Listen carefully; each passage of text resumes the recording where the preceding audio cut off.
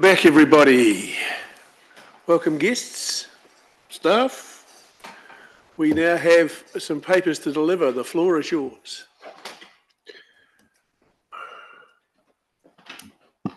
Okay, tēnā koutou katoa. I'm called Nicola Sutton Tōkawingawa, and I'm the head of the Community Strategy and Policy team, which has supported CLEAR with the development of the strategies that we're presenting to you today. I just also want to introduce Jenny, who is the person in my team that's been working on Te Paipai, the Ageing Well strategy, and Hannah, who is the person in our team who has been working on Piki Amakura, the youth strategy. So the purpose of today is to provide the draft strategies to you and to gather any final feedback. You've already provided feedback through 2 councillor briefings and through the survey that we ran at the start of the year, and there's also been quarterly updates through the Community Services Committee since the work began. And what this means is that the strategies won't surprise you. The themes that are discussed in them are and the previous sessions that I've just said are largely unchanged. However, I think it's useful to just take a brief moment to remember why we're doing the work, and part of it's about making a commitment to this through the long-term plan and also through discussions with government agencies, NGOs and our communities. So Piki Amakura is a strategy that will help us respond positively to the rapidly growing youth population. So for example, a quarter of the population of Rolleston and West Melton are under 14 years old, and the population of young people is due to grow by 33% in the next 15 years. Te Paipai is a strategy that will help us respond positively to the increasing number of ageing people, and over the next 30 years the number of people over 65 that are going to join our population is around 25,000. So that's a 262% increase on current numbers. There's been a really significant amount of engagement in the development of these strategies, and so we're really confident in the outcomes and in the focus areas that we're bringing forward to you. We've heard from thousands of people and from experts in the relevant fields. The engagement's been face-to-face and through surveys and focus groups and through provider forums as well, and there's also been internal and external peer review of the strategies by people with relevant skills for it. I think just useful to remember that the strategies align with Waikirikiri Ki Tua, which is Future Selwyn. They sit within the people and the community's focus area and deliver against the outcome of making the district a great place to call home. I just want to, before I speak briefly to the themes, briefly speak about the names of the strategies, and that's because these names guided our work. So Te Paipai, the Ageing Well strategy, speaks to embracing learnings from the past and holding on to a vision for the future. It's about the wisdom and the mana of our elders and the role that they play in passing on the teaching and tradition and legacy to future generations.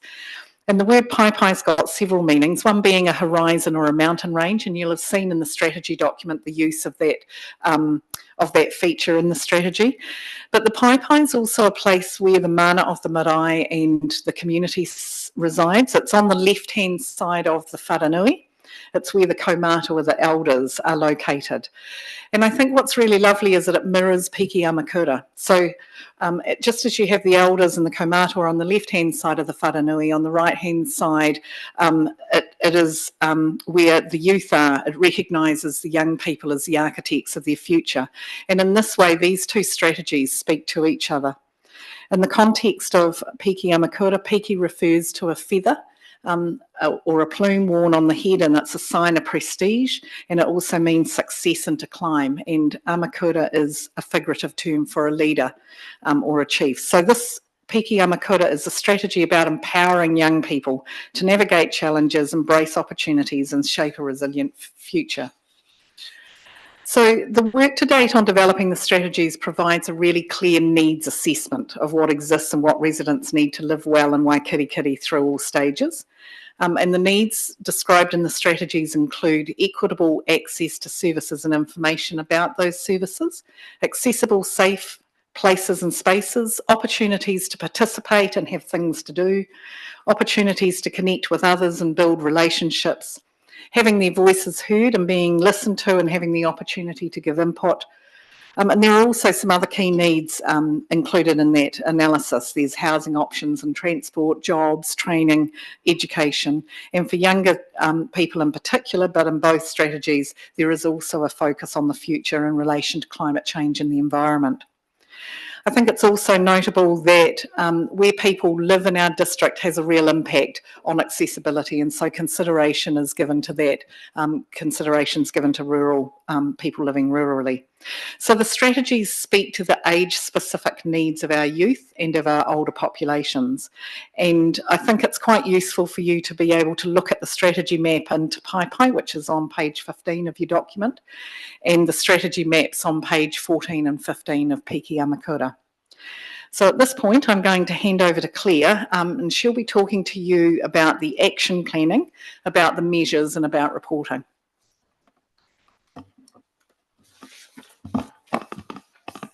Thanks, Nicola. Kia ora koutou, ko Claire Quirker ho. The strategies do not contain detailed action plans. The strategies provide the direction of travel, and the action plans will say how we intend to get there. Council cannot deliver these strategies alone. We are part of a picture alongside government and others in the community, and others will play their part. This includes local providers and communities delivering community-led initiatives. This means that Council will take on different roles in the actions of the strategies. Sometimes we'll be advocating for services to be delivered by other agencies and NGOs. Sometimes we'll be enabling actions through aligning community funding and programs. And sometimes we'll be delivering to the strategy ourselves through events and programs. You will notice in the What's On brochure, for example, going forward, an increased emphasis on these two demographic groups in the activities that we deliver. The strategies are aligned to Waikirikiri Ki Tua Future Sawan, and as are the measures. The strategies will use 3 of the Waikirikiri Ki Tua Future Sawan measures, along with some population level measures that show how the district is tracking. For example, for Te Pai, those measures include the percentage of residents in the district who are 80 years plus. We know that the number of 80 plus people in Waikirikiri Sawan is lower than the national average by a significant amount, because people have to or choose to leave as they age. So we'll be looking to see an increase in the percentage of 80 plus being, people being able to have that option to stay in the district. And the economic development strategy is also aligned to this and has implications around things related to workforce for older person services in the district. For Piki Amakura, the high-level measures include an increase in school attendance, reduction in youth not in employment or educational training, and an increase in youth voters. And it's with these indicators that we'll be able to know that we're heading in the right direction. There will also be specific measures related to the actions that are planned. For example, if the council is advocating for specific health services, then the measure will be how many services become available to Sawan residents. The council will facilitate local volunteers expos, and the number of attendees and groups who attend will be measured, as well as attendee satisfaction, and if they're likely to go on to volunteer as a result of having attended. Reporting on the work associated with the strategies is really important.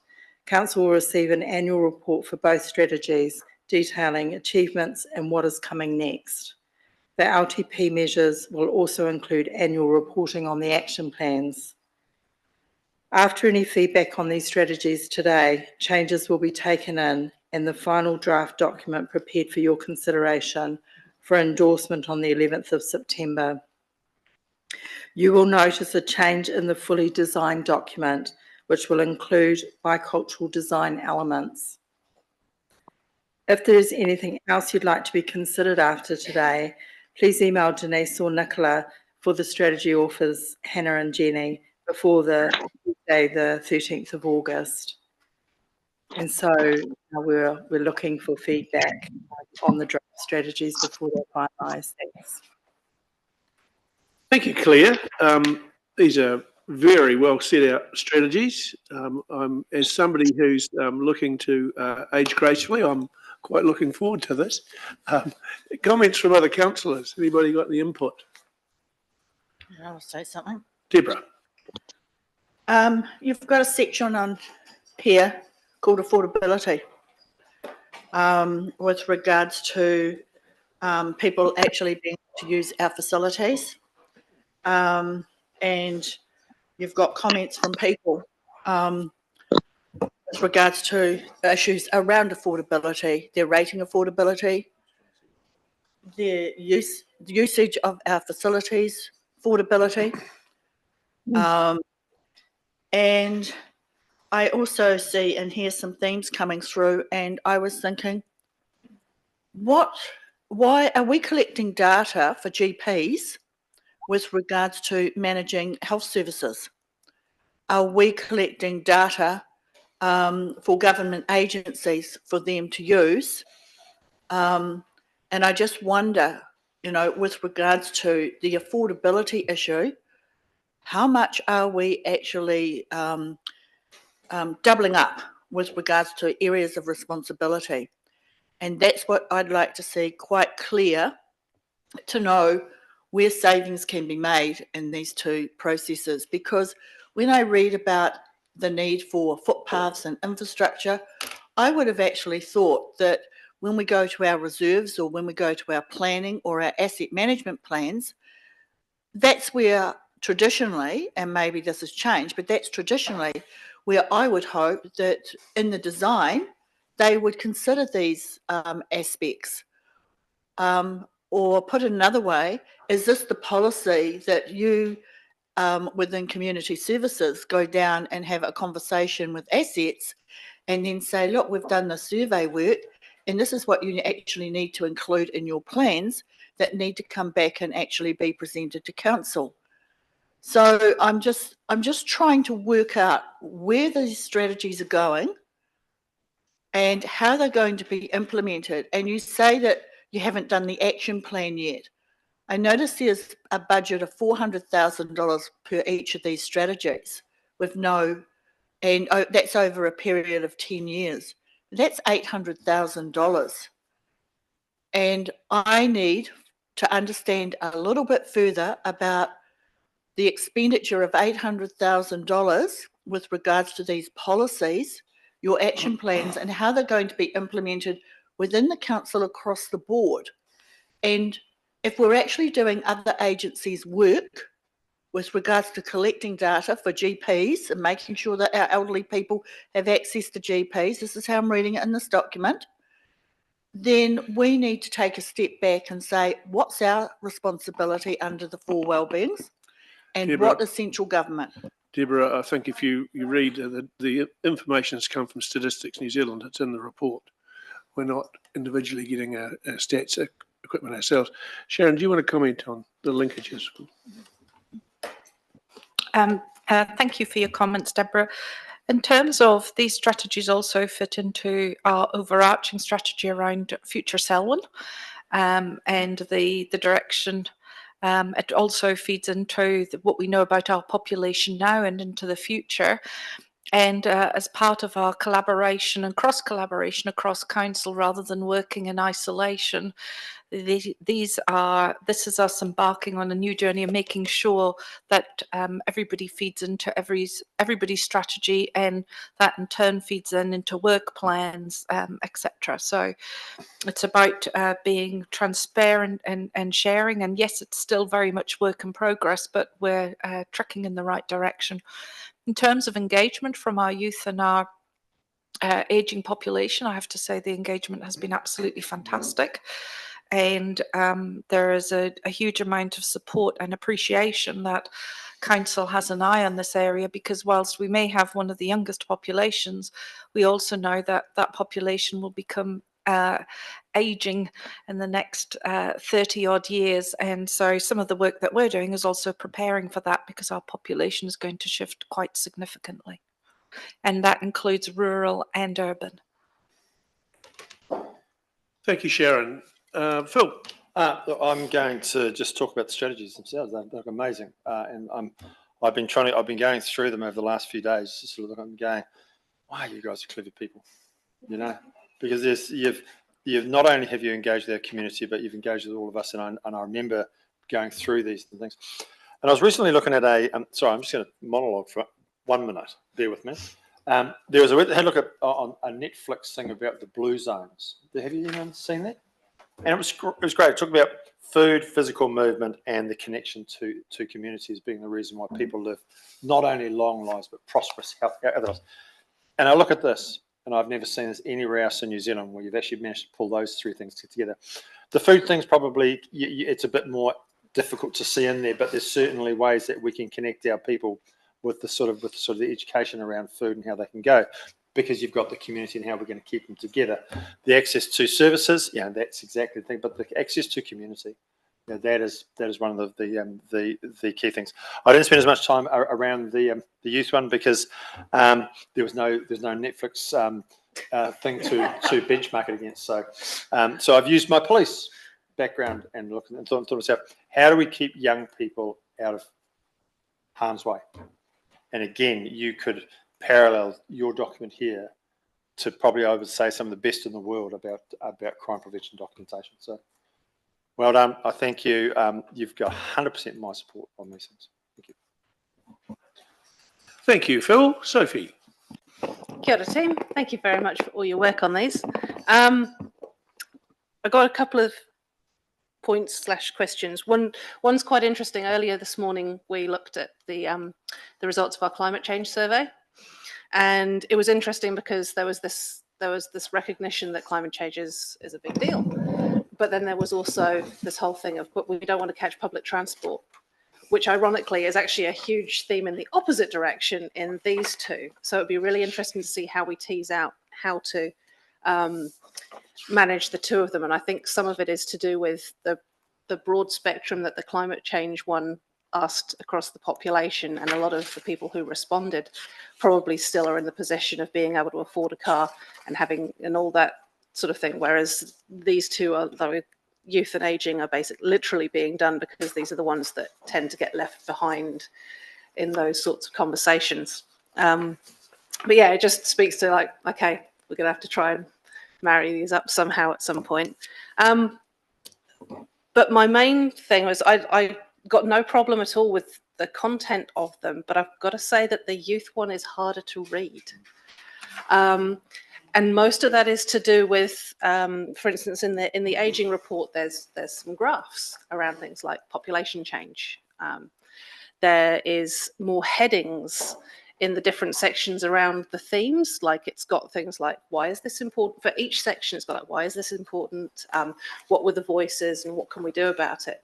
Whereas in the youth one, it tends to be like page with text.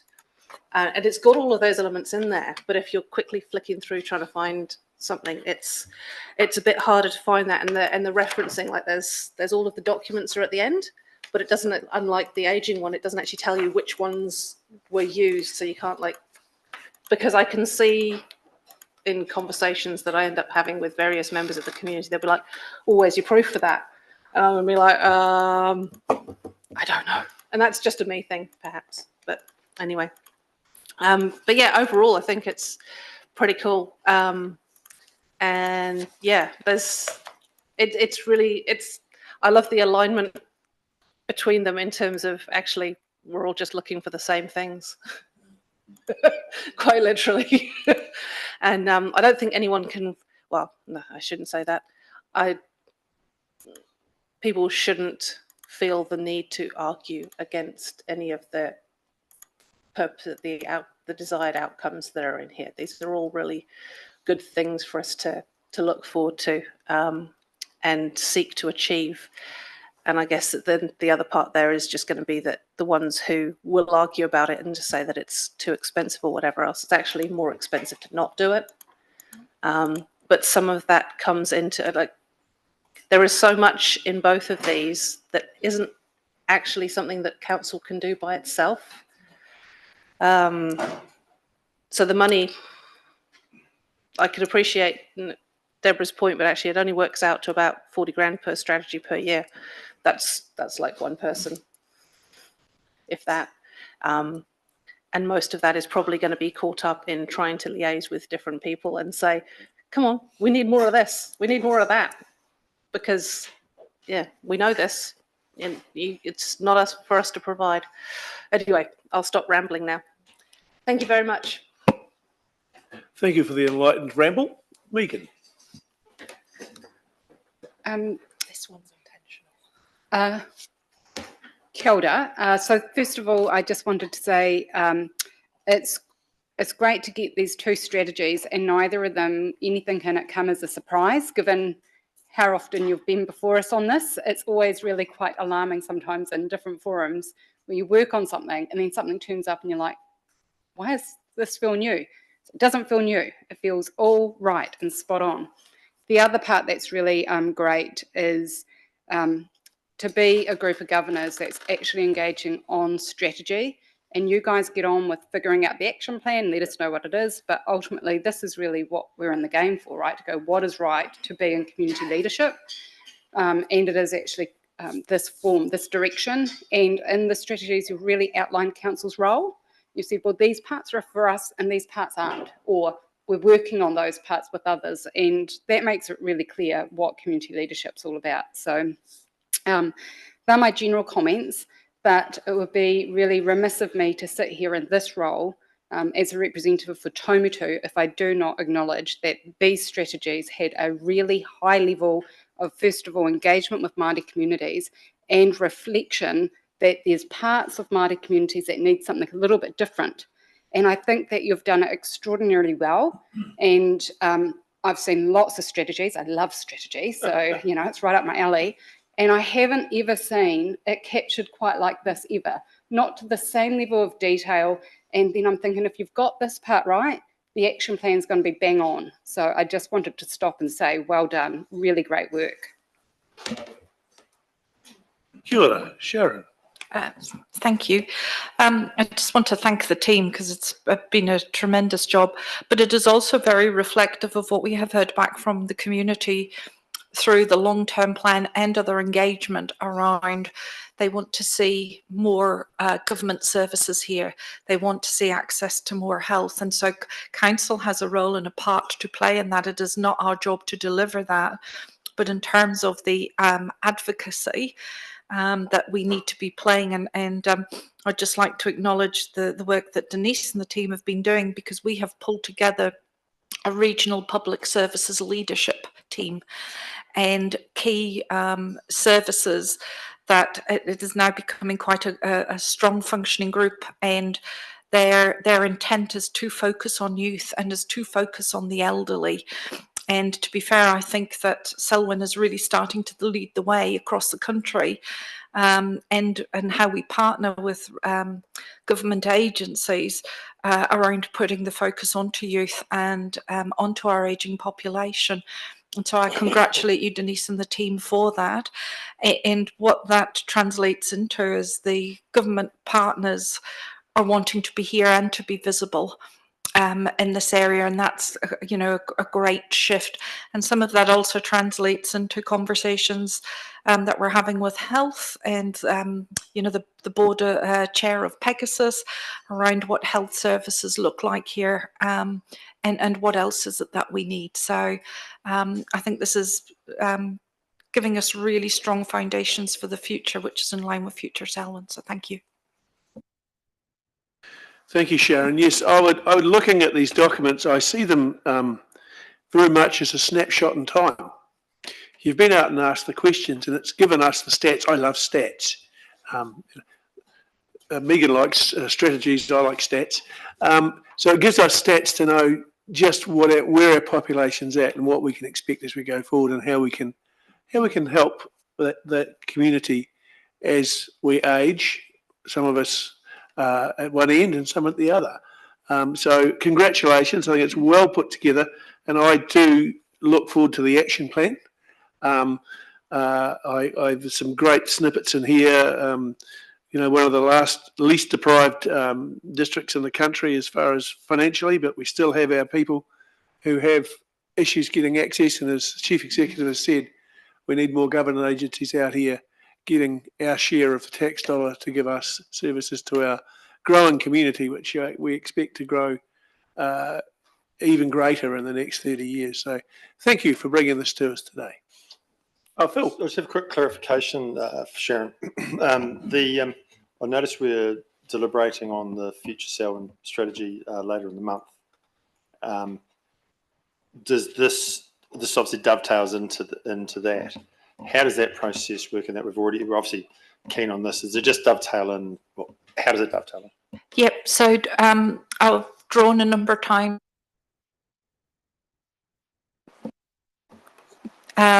around the strategic framework, which is overarching Future Selwyn, and then there's a series of strategies that sit underneath that. So we've been running the two things parallel, but bearing in mind some of these strategies have also been developed out of engagement that we've had back from the community around economic development and things that councillors have been looking for a number of years. So they absolutely do dovetail in and are used to help inform the Future Selwyn strategy as well. So when we come back to talk about the Future Selwyn strategy, this will come in some form close to what it is now. Yeah, and if you read the documents, all the strategies that we have brought forward have all referenced the Future Selwyn strategy. And so we're very clear as an executive team, any strategy that is brought forward references and hangs off Future Selwyn. Yeah. Okay, thank you. Thank you. Shane.